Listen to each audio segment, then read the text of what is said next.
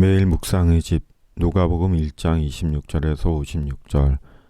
사가랴의 아내 엘리사벳이 잉태한 지 6개월 후 주의 천사 가브리엘이 갈릴리 나사렛 동네에 사는 마리아를 방문합니다. 그리고 마리아에게 잉태 고지를 전합니다. 은혜를 받은 자여 평안할지어다. 주께서 너와 함께 하시도다.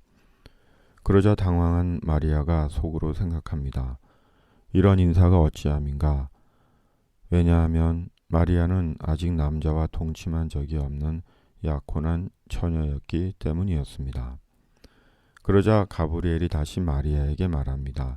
마리아여, 무서워하지 말라. 네가 하나님께 은혜를 입었느니라. 보라, 네가 잉태하여 아들을 낳으리니 그 이름을 예수라 하라. 마치 연극의 한 장면을 보는 것 같은 말씀입니다. 상상의 어린이 동화로 이야기해 주어도 재미난 소재입니다. 그러나 실제로 일어난 역사적인 하나님의 사건입니다. 그리고 실은 마리아의 입장에선 매우 황당하고 위험하고 두려운 상황입니다. 왜냐하면 약혼한 처녀가 다른 남자와 동침하여 잉태를 하게 되면 율법에 따라 돌에 맞아 죽어야 했기 때문입니다.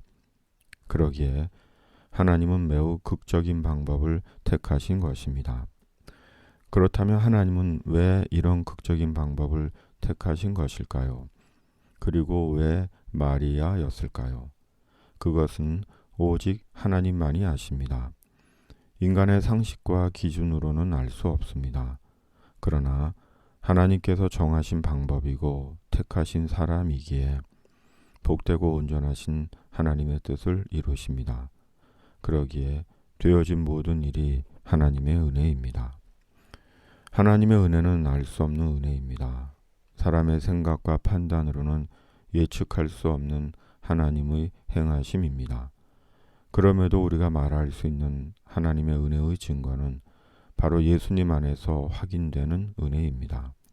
왜냐하면 예수님에 대한 믿음은 하나님의 은혜로 성령으로 되어진 구원의 사건이기 때문입니다. 사람이 하나님께 받은 인생 최고 최대의 은혜는 예수님 안에서 구원받은 것입니다. 왜냐하면 그 구원이 영원한 천국에 들어가는 구원이기 때문입니다. 새해도 잠시 후면 또 지나간 날이 될 것입니다. 그리고 우리는 인생의 여러 이야기들 뒤에 남기고 떠날 것입니다. 너는 너대로, 나는 나대로 영원 속으로 들어갈 것입니다.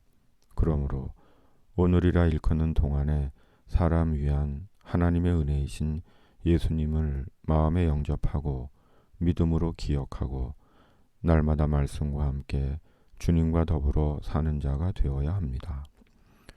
올해도 하나님께서 하신 말씀대로 주님이 주신 약속대로 우리를 복되게 인도하실 것입니다. 그리고 우리 영혼이 주님을 찬양할 것입니다. 대저 하나님의 모든 말씀은 능하지 못하심이 없느니라. 주께서 하신 말씀이 반드시 이루어지리라고 믿은 그 여자에게 복이 있도다. 우리 조상에게 말씀하신 것과 같이 아브라함과 그 자손에게 영원히 하시리로다.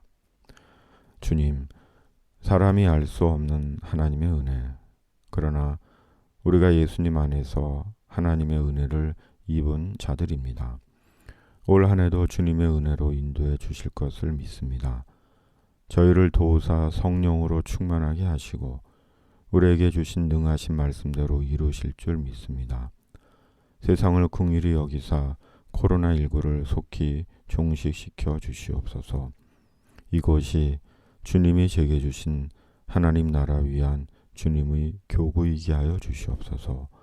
예수님의 이름으로 기도드립니다. 아멘.